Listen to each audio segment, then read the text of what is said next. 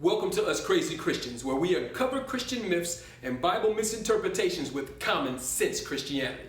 I'm your host, William E. Smith, and today we're going to talk about the Belle paradigm. Stick around. Growing up in Detroit, one of my brother and I's favorite things to do was to go to Belle Park.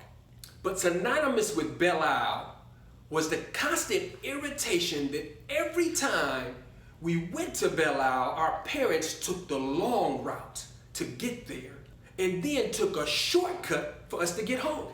And my brother and I were constantly baffled by why they always did that. Why didn't they take the shortcut to get to Belle so we can get there quicker and take the long route home?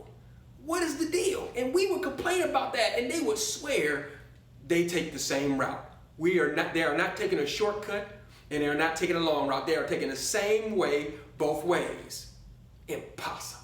Because for a fact, every time my parents said, "Hey, Bill and Sean, get in the car, we're getting ready to go to Belle," it took us seemingly 2 hours to get to Belle. And then when they said, "Okay, Bill and Sean, get in the car, we going home," it took us 10 minutes to get home. Something was amiss. I'm gonna be honest with you and say that I was probably a teenager before I realized that my parents were telling the truth. It was my brother and I's own level of anxiety internally that determined the time span it took to get to or from Belle. Because we were so excited to get to Belle, so anxiously waiting for it, it seemed like it took forever for that desire to be fulfilled. And because we had no desire to go back home, and you see we had an abusive home, things were abusive and kind of bad at home. If you watch some other videos like forgiveness and stuff like that, you'll see about some of the abuse that I went through, and we talked about that. But so there was never any excitement about going back home. So every time we left Belle, it took 10 minutes, which was probably the accurate amount of time it took either way. But we were so adamant that this was a fallacy. It became to the point where we almost were trying to view the time. I remember when we were old enough to get watches, we tried to time it, but our attention span would not allow us to keep watching the watch to try to remember what the time was. We were just excited about watching what's around us and being excited about going to Belle, so we never were able to keep accurate time. So again, I was probably a teenager before I realized the truth.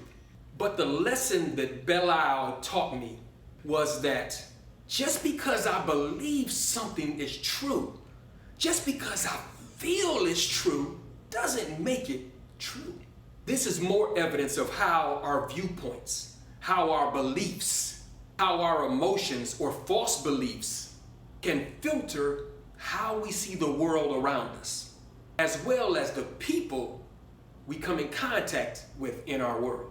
So just keep in mind my Belle story. I think it helps me stay stable and focused, and I hope it does the same for you.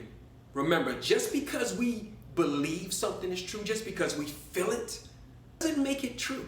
If you want to see more from Us Crazy Christians, please hit the like button. Share the video. Subscribe to the channel. If you're a returning guest and haven't subscribed, what are you waiting for? It's free. Plus, hit the notifications bell to be notified every time we post a new video. Thanks for watching Us Crazy Christians. Until next time, be blessed.